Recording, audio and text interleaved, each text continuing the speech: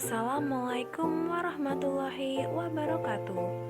Perkenalkan, nama saya Sarah Citra Aulidia dengan NIM J120200157 dari program studi fisioterapi kelas D.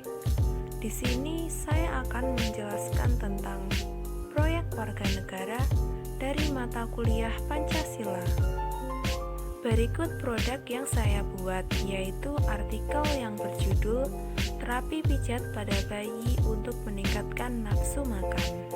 Pada artikel ini membahas tentang pentingnya asupan gizi pada bayi, peraturan perundang-undangan yang membahas tentang pengaturan pelayanan pijat bayi,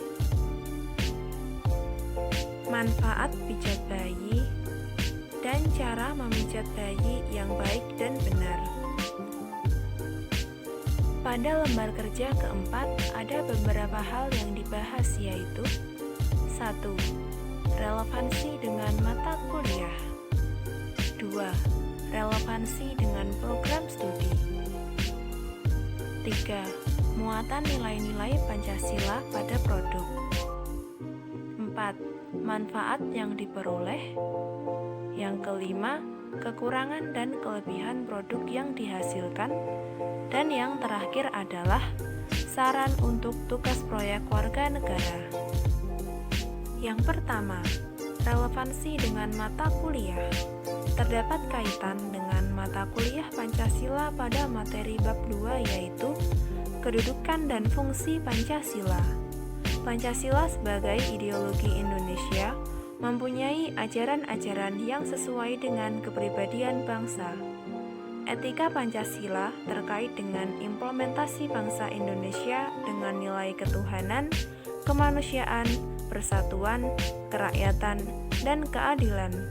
Terapi pijat pada bayi ini termasuk implementasi keadilan sosial bagi seluruh rakyat Indonesia, karena bermanfaat untuk tumbuh kembang bayi yang akan berdampak pada pemerataan sosial sehingga tercipta pembangunan hidup yang adil dan seimbang. Yang kedua, relevansi dengan program studi.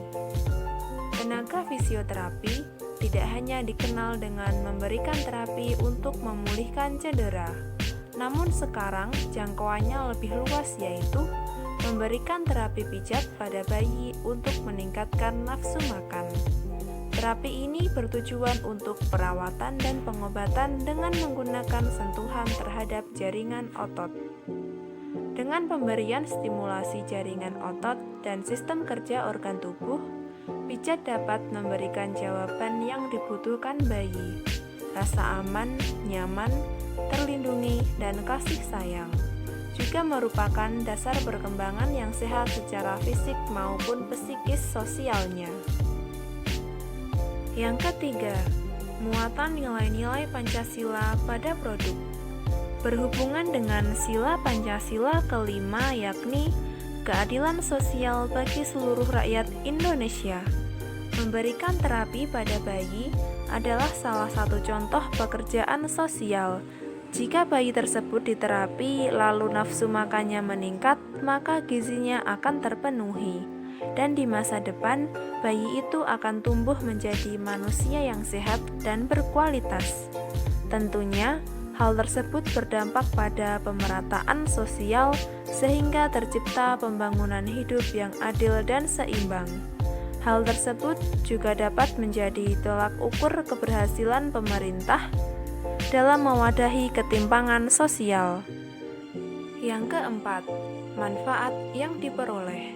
Pembaca menjadi paham akan diperlukannya terapi pijat pada bayi yang mendatangkan banyak manfaat. Salah satunya untuk meningkatkan nafsu makan.